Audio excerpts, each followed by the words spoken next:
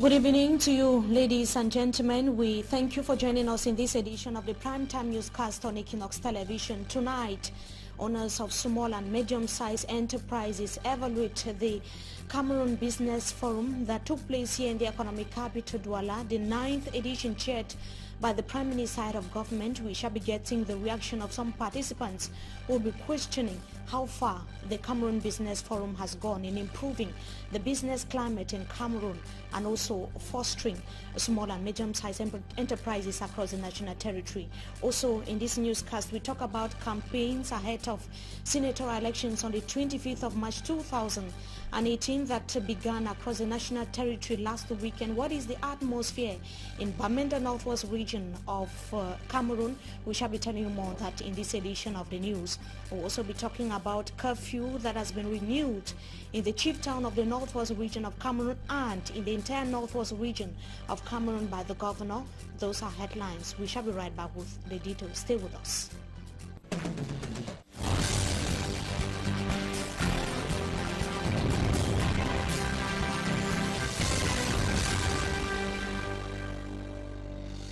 Good evening to you, ladies and gentlemen. We thank you so much for joining us in this edition of the Primetime Newscast on Equinoxe Television. Hundreds of business persons have been converging here on the economic capital, Douala, for the 9th edition of the Cameroon Business Forum. But before we come to that, let us take a look at the senatorial elections preparations in some parts of Cameroon, precisely in the chief town of the Northwest region of Cameroon. The UDP political party that has pledged to provide solutions to the current socio-political crisis rocking the two Anglophone regions of Cameroon. If the party's list of candidates is voted into the Senate, the chairman of the United Democratic Party was speaking while presenting the 13-man team up for election. The UDP party, however, has no councillors. It should be noted in the Northwest region of Cameroon, but is hoping that the Electoral College is going to seek, first of all, their consciences. Details in the following report. Four political parties, that is, the CPDM, the Social Democratic Front, the UNDP and the UDP, are taking part in the senatorial election in the Northwest region of Cameroon. And that's why we say, if we have been doing so as a party. But the race would be a tough one for the National Union for Democracy and Progress and the United Democratic Parties, as the existing 34 councils in the entire region are run by the SDF and CPDM. But the chairman of the UDP who heads the party's senatorial list is not discouraged. He is hoping that councillors will put the people's interest first and get rid of those who fail to tackle the socio-economic problems of the population. These councillors that you are talking about, which are elected, does not belong to political parties. The vote they shall use, the card, the voters card they shall use to vote, bear their name. They will not bear the name of political parties that invested in the future. Therefore, they shall have their consciences with us and vote people that can accept them. The problem in this country, what we must correct is that those parliamentarians do not come to serve parties, they come to serve the public. So you will not go now to tell me that a councillor from a particular community will not serve that community, will go serve a party. No.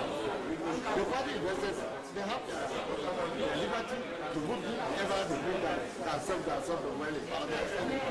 During the UDP meeting in Bamenda, the 13 aspiring senators of the party were presented. The United Democratic Party, taking part in the senatorial election for the first time in the region, is promising to put an end to social injustice and bridge the gap between the forces of law and order and the population. Other divisions in Norway do not have members of government, whereas Muslim division alone has 3. And one of them was in Bali recently, taking in the pride to another one of them from restaurant. Is that correct? Social justice. Social injustice. So we are going to post to remind the head of state, tell the head of state the truth, and to make sure that the security officers or officials should consider the public as partners, not enemies. And the public should equally consider forces of law and order as partners in our security. The UDP party officials believe that local parties represented at the National Assembly and the Senate failed to provide lasting solutions to the Anglophone crisis. Reason why the president of the party says that providing solutions to the unrest would be a priority. And ahead of the March 25th senatorial election, Madame Regina Mundi is leading the CPDM senatorial candidate or senatorial list in the northwest region of Cameroon. Madame Kenze Emilia Kalebong is leading the Social Democratic Front Party list. El Arch Lawan Bako, as we saw in the report that just ended, is leading the UDP list, and Leonard Tumenta is top on the list of the NUDP political party. They would have to woo the 1,080 councillors in the northwest region of Cameroon. On to something else. It is in the midst of ghost town that the senatorial candidates began wooing the various voters in the northwest region of Cameroon. Today in Bamenda, for instance, this morning the streets were scanty, market streets deserted, and only traders with perishables could be spotted around the food market. It was a similar atmosphere in Kumba, as we can see, where traders were not found. Local inhabitants were not even on the streets. It is equally reported by reporters who are on the ground that various local inhabitants had gone to the farm and they could not even be seen in their various residents. That was the atmosphere in some parts of the northwest region of Cameroon today as the people were observing the sit-in strike that began more than 1 year ago. It was a similar atmosphere in Kumba, Meme division of the southwest region of Cameroon. And it should be noted as well that the governor has simply extended the curfew in the region, that is in the northwest region of Cameroon. This time it is till further notice. A release today by Adolphe Lafrique has prohibited movements of persons and properties within the region from 9 p.m. to 5 a.m. in the morning. Governor Adolphe Lafrique says that the decision seeks to contain the activities of what he calls secessionists, activists against forces of law and order and the population. It is not known when the ban is going to be lifted. We now talk about a very sad incident, or before we talk about the alleged raping of 2 minors in Kongsamba of the Mongo division of Cameroon, let us talk about the business forum that opened in the economic capital Douala today, chaired by the Prime Minister, Head of Government, Philemon Yang. Economic experts from the public and private sectors are discussing strategies to step up economic growth in Cameroon. They were meeting within the context of the Cameroon Business Forum, the 9th edition, chaired by the Prime Minister, Head of Government, as I earlier indicated. Celestin Tawamba, that is the president of the Cameroon Employers Association, GCAM, decried the degrading state of the business climate in Cameroon. Speaking at the event chaired by the Prime Minister today, the president highlighted the administrative setbacks, tax pressure and high taxes, insecurity and government failures to develop the private sector in Cameroon. And we shall be having the excerpt of the president of the Trade Union of Employers of Tourism and Hotel Sector. She is Shanta Lewat. She was speaking to Equinoxe Television. You know, for me, smaller is better than nothing. So getting this forum, for me, it's a beginning of something. So what we have to ask now is to make it maybe every term or every 6 months, because we need to share our ideas. The problem for me is that maybe we don't talk too much within the private sector and the public sector. And the CBF is the platform where we can be meeting and sharing. Maybe we are waiting only for this event to come to bring our preoccupation. We have to start now, making letters, making some survey, bring it to the government, and then we can be following what is happening beside our preoccupation. Of course, you know, I tell you, it's better to have smaller than nothing. So for me, it could be better if we can bring all the answers to the question. But as the Prime Minister was saying, they are still there waiting for contributions. So maybe we have to work more. Of the For me, you know, I'm in the tourism sector, and for me, I'm very, how can I say it? I'm not satisfied, because tourism can be the #1 way of bringing this country out of poverty. So for me, I want the government to come together with the private sector to build something very big, very huge, to make sure that the tourism is the #1 in economy in this country. What's the rate of... No, it's very poor.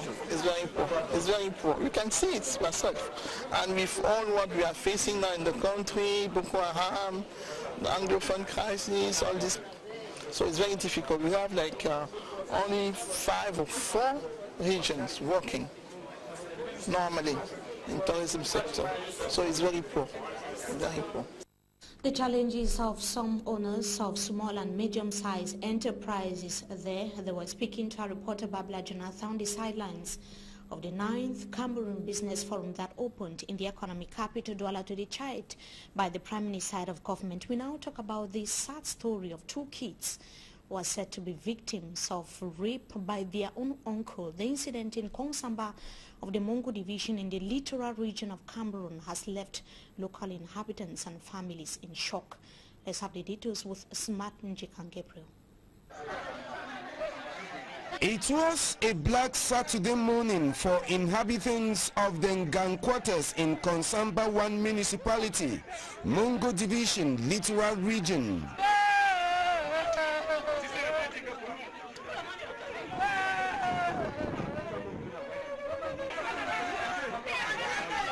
Mothers weep in desperation after 2 minors by name Mbianda Stella Noela and Maopa Chana Noela, aged 7 years and 6 months respectively, were sodomized by their uncle.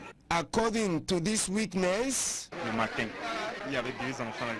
there were 2 kids inside. Their mother was preparing food to give to them before going for a burial.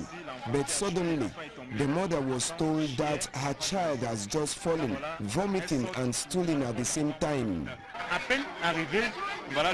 Just when she was about taking one to the hospital, the second fell, having the same symptoms. Unfortunately, the first died while the second was left under observation.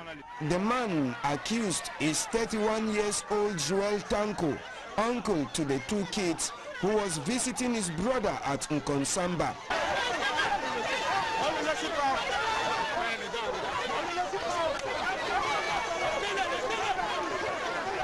The intervention of the forces of law and order enabled the suspect not to be killed by angry inhabitants as he was ferried to the police station. Many now blame the mother of the 2 kids for abandoning her children to attend a night vigil, a thing she ought not to have done owing to the fact that the husband was not also available.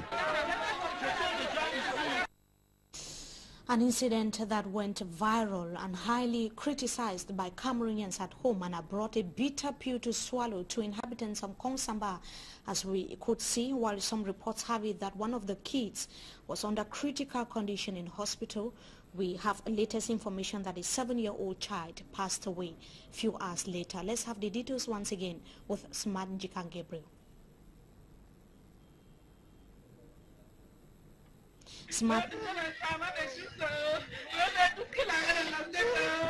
The pains of losing 2 children in a single day still remains fresh in the family compound. After the painful death of Mbianda Stella and Chana Noela Saturday due to forceful sexual assault by their uncle, the compound that the incident occurred continues to receive sympathizers. Amongst them is the quarter head of Ngang. I'm very surprised about what happened, but the case is already in the hands of the state prosecutor, who was here on Saturday. We are also thinking about a possible cleansing ceremony for the quarter after the horrible incident. but let investigations continue. As people continue to ask questions about what could have pushed a young man of 31 years old to commit such atrocities, the father of the two kids says justice should take its course. I'm having a very terrible feeling. About the incident, I have nothing to say. Justice should take its course. The suspect of the sodomization, according to unconfirmed sources, was a homosexual who resides in Douala. That is Martin Jikan Gabriel on the situation of the two children that were reportedly sexually abused by their own uncle, the state prosecutor. This afternoon in the Kong Samba of the Mongo division of Cameroon visited the residence of the two minors who were killed to officially announce to the parents that they could now get the bodies of the two kids for burial from the mortuary. According to our correspondent in Kong Samba, the two minors will be laid to rest this weekend in that part of Cameroon. Onto something else, circulation was paralyzed for several hours along the Douala-Yaoundé-Bafoussam highway over the weekend. The road was completely blocked in the locality of Melong, where a tree fell across, making it impossible for vehicles coming from Douala and Bafoussam to move across. It took several hours for rescue soldiers to clear the mess of the highway for circulation to resume. It was practically difficult for commuters to use the Douala-Bafoussam highway and to go about their normal activities. Onto something else now. We now talk about the refugee situation in neighboring Nigeria, where some 20,291 Cameroonians from English-speaking parts of the country are now registered as asylum seekers in Nigeria. The United Nations High Commission for Refugees, which published the figures, said that they are registered across rivers as well as the Benue State. Well, of course, we surely shall be coming back to that in our subsequent newscasts, as well as the report of Derek Jato on why several refugees had to flee to neighboring Nigeria. We now talk sports football, as we already started seeing the images. The interim Indomitable Lions head coach Alexandre Bellinga has published a list of 23 players who would begin camping on the 21st of March ahead of the friendly encounter against Kuwait, that is on the 25th of this month of March 2018.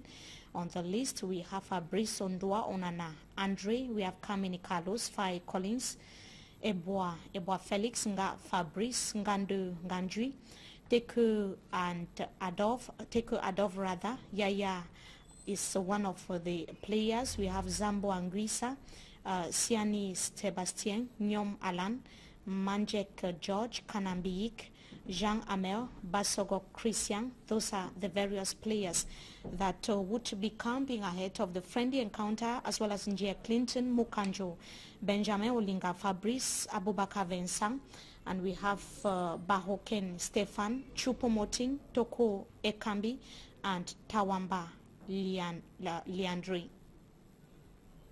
And we continue with sports. Barrister John Kameni, the president of the Southwest Cycling Federation, has decried the poor management of the cycling sports system in Cameroon. He was speaking at the cycling tour to keep Southwest cyclists active. Details with Derek Jato. On the heels of the cancellation of the Cameroon cycling tour, Southwest cyclists are on their pedals. When we heard the disappointing news of the annulment of the Tour du Cameroon, we thought it wise to make the world know that cycling in the Southwest is still very much alive, and that we can never be discouraged if out of poor management and some misunderstandings. Kunfo Barrister John Kameni, the president of the Southwest Cycling Federation, says such a shame could have been prevented if the National Bureau of the Cycling Federation was proactive.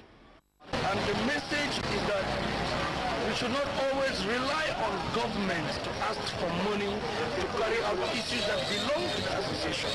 Cycling is a federation. If we have good potential partnership with sponsors and others who love the sport, we can effectively carry out international tournaments without necessarily going to the state. Though flown in from Switzerland to come and witness the Cameroon cycling tour, now cancelled, did not discourage these former Cameroon national team cyclists from donating some cycling materials to the Southwest Cycling Club. Mr. Cesar says his dream is to see the sport discipline embraced by many in the region.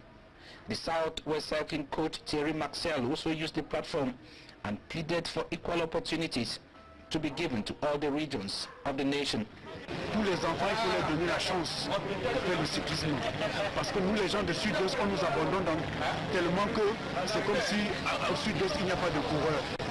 Et vraiment, il faut que la Fédération camerounaise de cyclisme teste tous les enfants dans toutes les régions du Cameroun.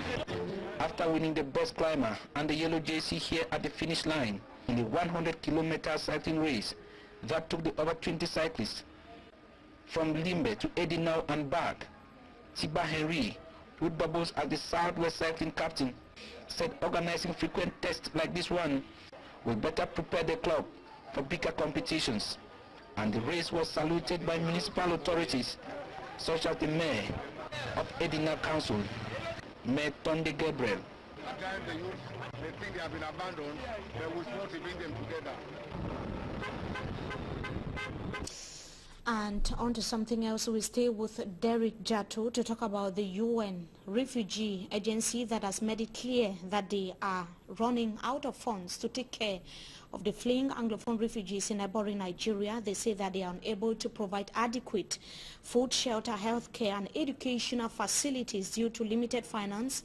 The UN High Commission for Refugees has said that they are in need of $18 million to respond to the dire situation of refugees and have so far received no single franc from some international partners. And reporter Derek Jato traveled to Nigeria, sought to know from some of the fleeing Anglophone refugees what actually made them to run or escape to Nigeria. He compiled this report for the news. The report of Derek Jato on the situation of Anglophone refugees in neighboring Nigeria. Since last week, we have been presenting to you the situation of the refugees. We talked about their deplorable health condition as well as their feeding conditions that is more and more preoccupying. The numbers continue to swell. Derek Jato spoke to some of the fleeing Anglophone refugees in neighboring Nigeria that are now seeking asylum in Benue as well as Cross River State in Nigeria. He sought to find out from them why they actually escaped from Cameroon. Let's have details in the following report. Described by an international body as living under life-threatening conditions, these southern Cameroonian refugees here in Cross River State, Nigeria, are being visited by Aya Foundation, a Cameroon-based non-governmental organization. And the foundation came in from Cameroon with life-saving provisions, and the team first stop point was here at Equinoxe local government area to have a true picture from the Nigerian authorities of the situation on the ground. Mr. Julius Adai, Equinoxe local government area chairman, immediately convened a meeting during which he briefed Mr. Aya Abine on the registered number of Cameroonian refugees. In a nutshell, they have to get into 17,000 registered ones. The number of registered ones.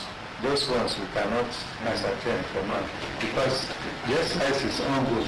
The registration is a daily activity. If you look at it, there is a structure there I initially get to United Nations as an office to register them. So they do that on a daily basis, and occasionally they move into these areas where they are being found to register those who have not been registered. They are being given identity. The accommodation centers, right from the ranch axis, Novaneko local government area, through Boki, to Equinoxe and Equinoxe local government area. There are 5, including Obudu, 1, 2, 3, 4, 5 local government areas that are presently. Okay, I understand it is turning up to Akampa. Akampa is close to Calabar. The fractured family sizes that came in. And we quite sympathize with the helpless populace when they got to discover that households. In some cases, the families were scattered. You could find only the children without their parents, some wives without their husbands, some husbands without the wives. But in a few cases, they came in as full. The commitment of the Nigerian government. The government of Nigeria is ready to do more for them. Even my state government, His Excellency Professor Benayadu, sent in quite a large number of relief material through SEMAN that was distributed. And as the chief security officer of this local government area, Mr. Julius Adai assured Mr. Aya Abine of the Cameroonian refugee security in his area of command. The insecurity. And that brings us to the end of this first segment of the news. Up next is Talking Point. Stay with us.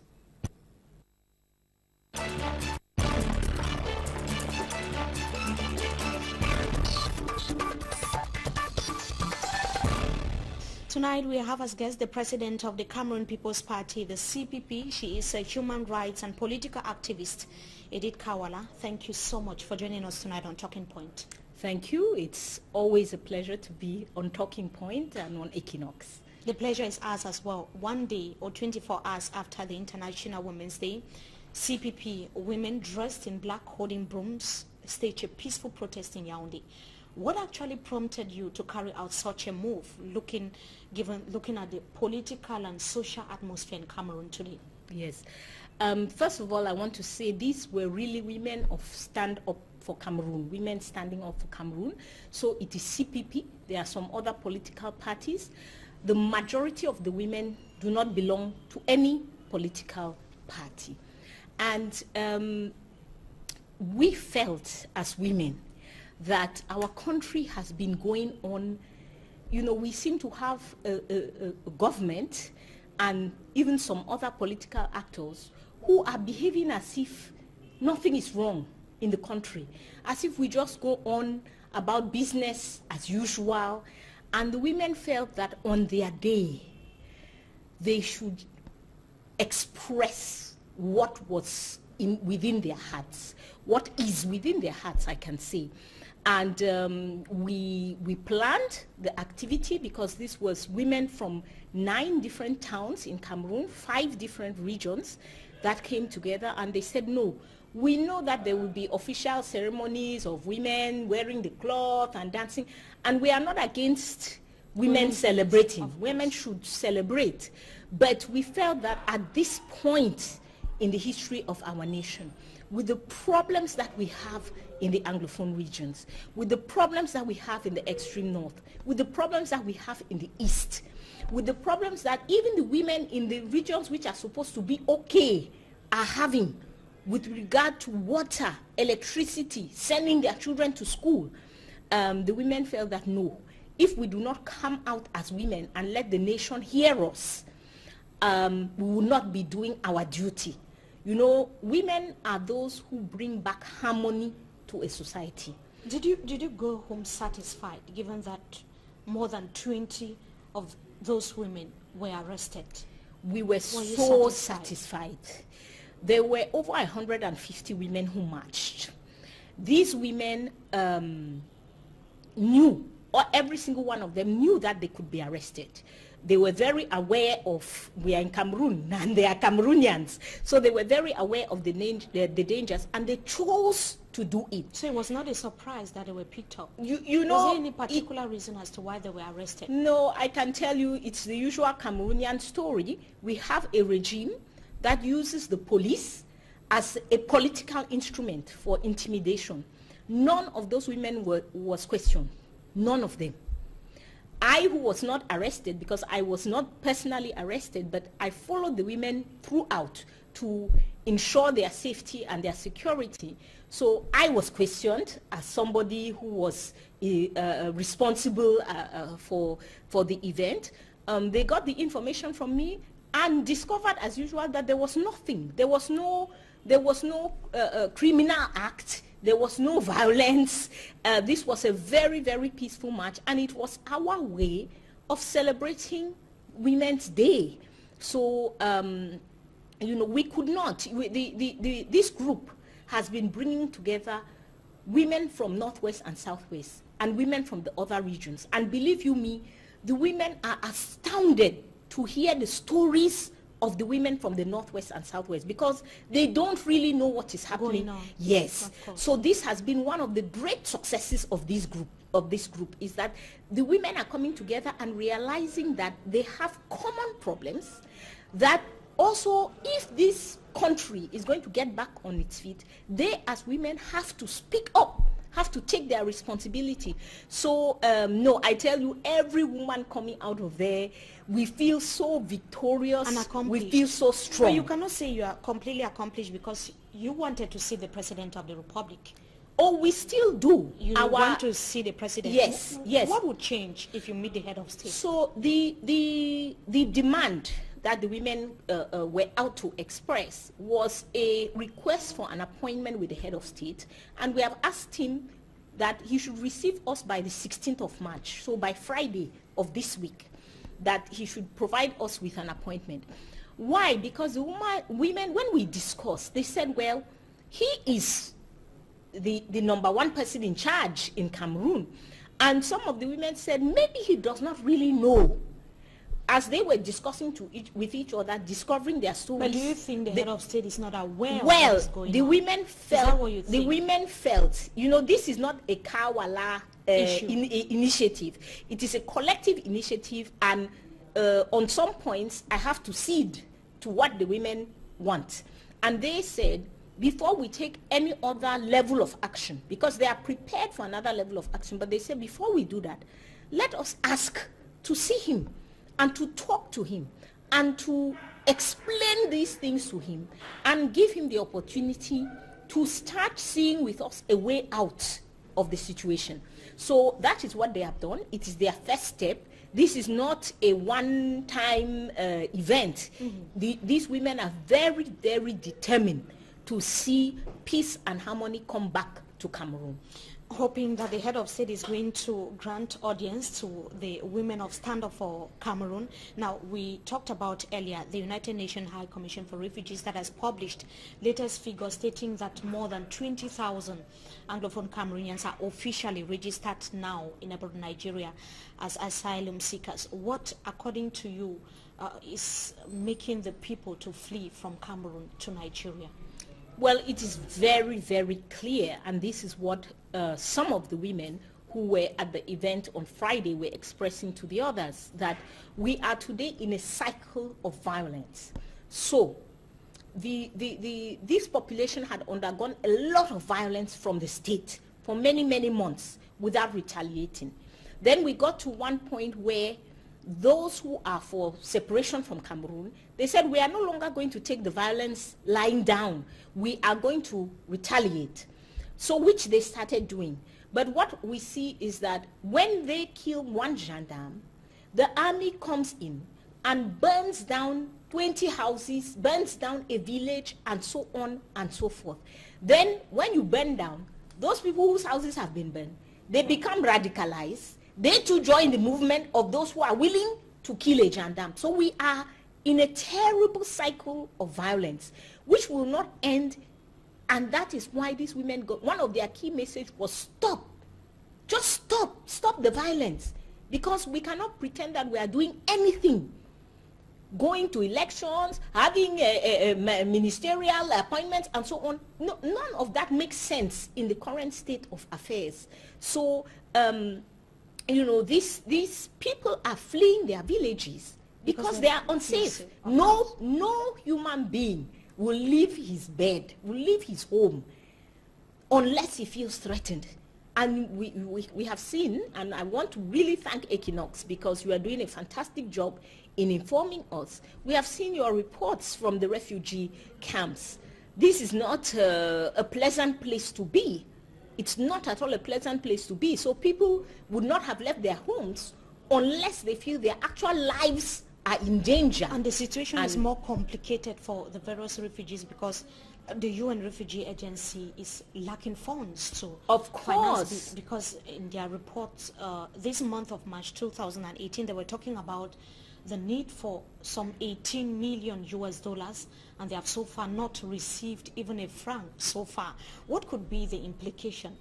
Well, here is the situation, and that is why we came out on the 9th. We could not sit at home. We could not let Women's Day go by like that. Is that refugees, many people don't understand that the UNHCR raises money. It doesn't have money kept somewhere waiting for refugees. When a situation arises, it launches an appeal to donors. And right now in the world, there are so many situations which are demanding their attention. You have Syria, you have Boko Haram, so this situation of Cameroon, which was unprecedented, nobody was expecting it, has come up now like an emergency within emergencies. So UNHCR is having to struggle to find the funding. And we as Cameroonian women say this is unacceptable. It is unacceptable that our government knows for a fact that there are at least 20,000, because the actual figures we think are closer to 50,000. As you know, most refugees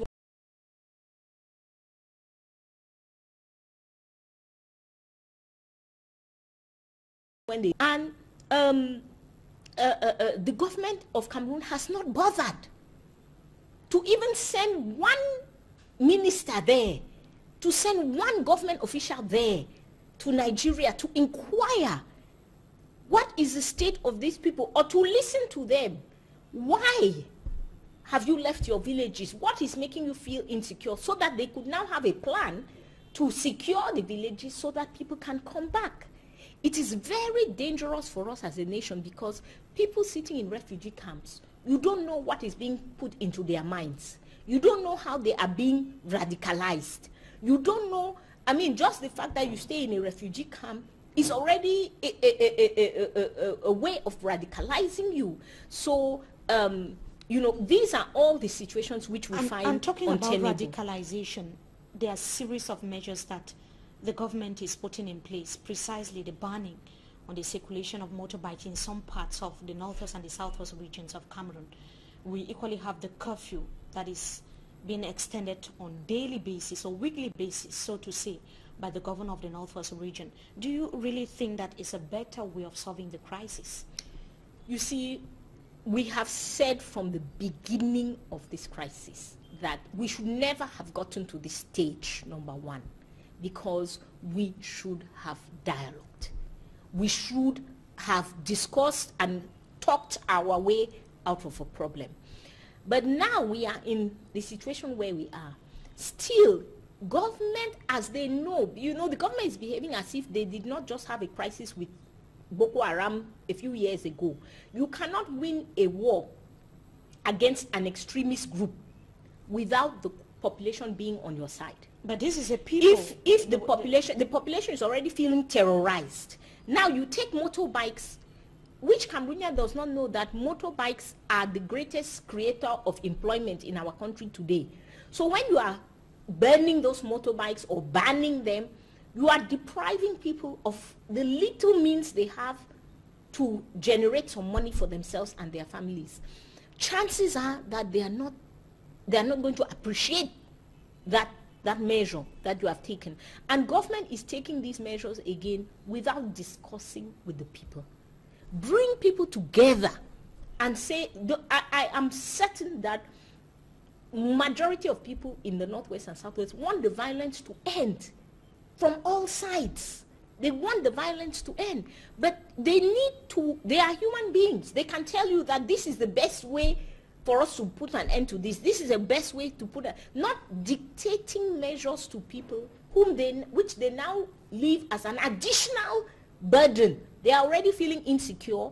Their economy is already down because of this crisis for 2 years, and then now you remove from them again the means to feed their families. I don't think government is showing intelligence here, but they have not shown intelligence, unfortunately, since the very beginning. Many of this political crisis. parties, politicians, opposition leaders will tell you that the only way to bring change is for power to change. Do you share a similar view? Do you think the... Now let me give you the CPP's view. The CPP's view and my personal view is absolutely correct. We have to, the BR regime has to go. But how would the BR regime go when the CPP is not taking part in the election? No, election. You say you are not taking part in elections. We say this as CPP. For us to have elections that can allow the BR regime to go. Because we cannot just go to elections. We have been going to elections in this country for 25 years. The BR regime has gone nowhere. On the contrary, they have consolidated themselves. So election is not a remedy for the regime to go. So it is no, but as you can see from our actions on Friday, we are not indifferent at all. I mean, we are not indifferent. To elections. Even with regard to the election, we say what we have done as CPP is invite our political colleagues, invite all those who want to go to election to say, let us come together and demand certain changes in the electoral system. If we don't demand those changes and obtain them, if we don't build a dynamic of Cameroonians who are moving for change, there is no, we are going on an electoral, we are going on an electoral stroll to accompany Mr. Biya. That you want to see in the electoral system in Cameroon? Those ones are well known and well shared by the opposition. One, we want to see a two-round election. Stop talking to us about unique candidate and so two-round election solves the problem of single candidate. Because you go to 2 rounds, second round, you are going in with a single candidate. Number 2, let the electoral calendar be known. I often compare this thing to a football match. Will you participate in a football tournament? If I am inviting you to the tournament, you ask me when will the tournament be played? I say sometime in 2018. You say no, but exactly when? I say no, just keep practicing, keep jogging. Be ready for the day. You won't accept that. Thirdly is the independence of the arbiters, that is the ELECAM, which organizes the election. As we know, majority of the members of ELECAM are CPDM members. Will you go to a football match where the referee is a former player of the team you are going to play? I don't think so. So you are officially telling Cameroonians that the CPP party is not taking part in we 2018. We say CPP party is for elections. We want to go to elections. We want to go to elections that will remove this regime from its seat. So in order to do that, we are inviting Cameroonians to join us. We are going to be very, very active in the coming weeks and months to join us to push for fundamental changes which can actually allow us to have regime change. Because we are not, what CPP is not prepared to do is to go for an electoral stroll to accompany Mr. Biya as he consolidates his power. That we are not going to do. The battle to call for changes in the electoral system has been going on for a very long time now. Do you think so has the battle to get rid of Mr. Biya? Do you think he can be successful this time around? Of course. To permit the CPP finally take part? Of course. Listen, you don't give up a battle because it's taking long. Otherwise, South Africans, they fought apartheid for 100 years. Today, Cameroonians are happy to send their children to South Africa to go to school. What if those people had stopped fighting after some time to say, oh, this is too difficult, we will not. You don't stop a battle. People who ended slavery, we are happy to send our children to the US today as black people. But how many years did they fight against slavery? You don't stop a battle because it's tough. We are going to have our freedom in Cameroon, and for us, it should happen in 2018, and that's what we are working on. We are not going to leave you without asking about the internal crisis within the Cameroon People's Party. Of course, it has to do with internal issues, but Cameroonians are preoccupied. What is actually going on from one crisis to another? It has to do with some members of the party or party officials disagreeing. Can you tell us more what is going on within the CPP? So first I would like to say there is no crisis. We have, it is as if you have a belligerent member of a club who has decided to go outside and make noise. This is what it is. Within our party organs and institutions, we have no crisis.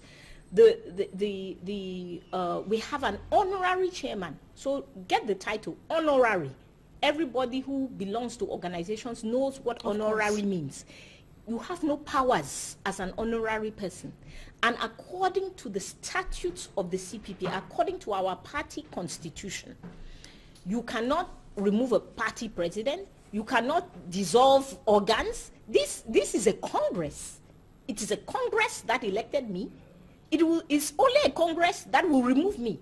It is a Congress that put into place the organs of the party. It is only a Congress that will destitute any other person. So, you know, we hope, we are taking a lot of measures within the party, legally and so on, to calm down this particular individual who is excited, by the way, about elections and going to take money to be part of presidential majority. So this is what these people are about, and we are not disturbed. As you can see from our activity, party activities are going on just fine. Very well then. Thank you so much for joining us tonight on Talking Point. We hope to have you some other time again. Thank you. Thank you very so much. A pleasure to be here. To our viewers, it was equally a pleasure having you with us in this edition of the Primetime Newscast on Equinoxe Television.